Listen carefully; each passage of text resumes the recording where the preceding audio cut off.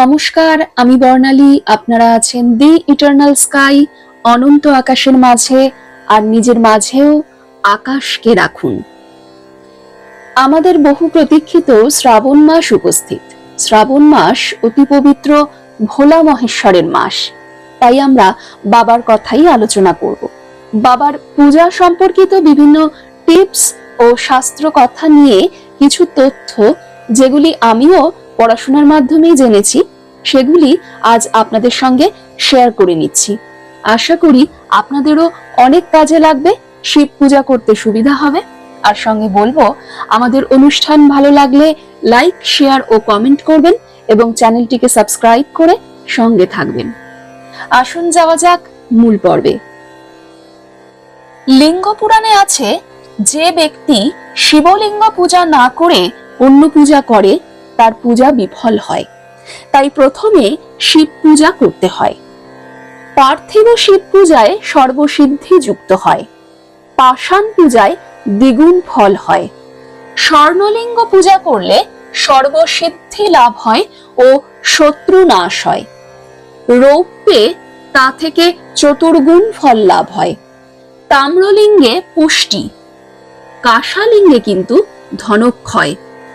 গঙ্গা মৃত্তিকায় শিব পূজা করলে লক্ষগুণ ফল লাভ হয়। স্ফটিক ও মরকত সর্বসিদ্ধি। লৌহলিঙ্গে রিপুনাশ আর বালুকায় কার্যসিদ্ধি। গোময় লিঙ্গে পূজা করলে রিপু নষ্ট হয়। কপিল লিঙ্গ অর্থদান করে। বিল্লপত্রে শিব মহাতুষ্ট হন। বিল্লকাষ্ঠের চন্দন দিয়ে পূজায় পূজকের সমন ভয় দূর হয়। সর্ষে ফুল দিয়ে শিব পূজায় শত্রুনাশ হয় ও মনোবাঞ্ছা পূরণ হয়। চাপা ফুল দিয়ে পূজা করলে সোনাদানের ফল লাভ হয়। বক ফুল দিয়ে শিব পূজা করলে শিব প্রসন্নতা লাভ হয়। পদ্ম ফুল দিয়ে পূজায় শ্রেষ্ঠ দানের ফল লাভ হয়। ধুতুরা ফুল দিয়ে শিব পূজায় শত একাদশীর ফল লাভ হয়। হলুদ কলকি ফুল দিয়ে শিব পূজায় মনোরথ সিদ্ধ হয়। মধু দিয়ে শিব স্নান করালে রোগ মুক্তি হয়। ঘি দিয়ে শিব স্নান করালে আয়ু বৃদ্ধি হয়। গো দুধে স্নান করালে মানসিক প্রসন্নতা লাভ হয়। রৌপ্য দ্বারা শিব পূজা করলে সৌন্দর্য লাভ হয়। শিব সন্নিকটে গোঘৃতের প্রদীপ দিলে উত্তম নেত্র ও বংশ রক্ষা হয়। তিল দ্বারা শিব পূজা করলে মনোবাসনা পূরণ হয়।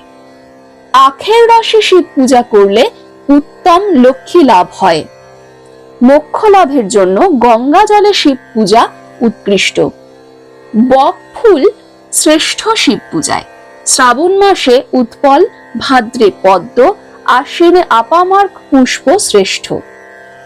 শিব পূজার সময় সুগন্ধি ধূপ দানে রুদ্রলোকে স্থান হয়। রুদ্রাক্ষ ফল দ্বারা শিব পূজায় শিব কৃপা লাভ হয়। আরোগ্য ও আয়ুর জন্য রুদ্রাক্ষ উৎকৃষ্ট। রুদ্রাক্ষ শিবলিঙ্গের সমান শক্তিমান ও পবিত্র। শিব পূজার শেষে মুখবাদ্য করতে হয়।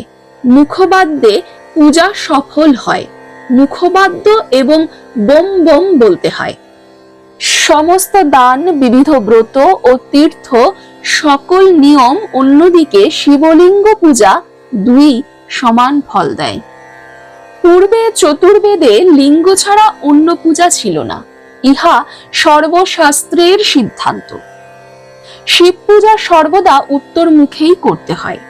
শিব জগৎ সংহারক, তার প্রধান মুখ পূর্ব দিকে। শিব রোগ হরণ করেন। চরণোদক শোক আর নৈবেদ্য অশেষ পাতক নষ্ট করে। দুটি লিঙ্গ একত্রে পূজা করতে নেই। তো বন্ধুরা, এই ছিল শিব পূজা সম্পর্কিত শাস্ত্রের কথা, টিপস। তো আজকে এই পর্যন্তই থাকলো। আবার দেখা হবে অন্য কোনো পর্বে, অন্য কোনো আলোচনা নিয়ে।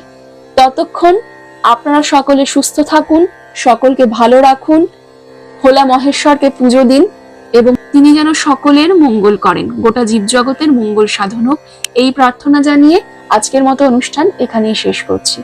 নমস্কার।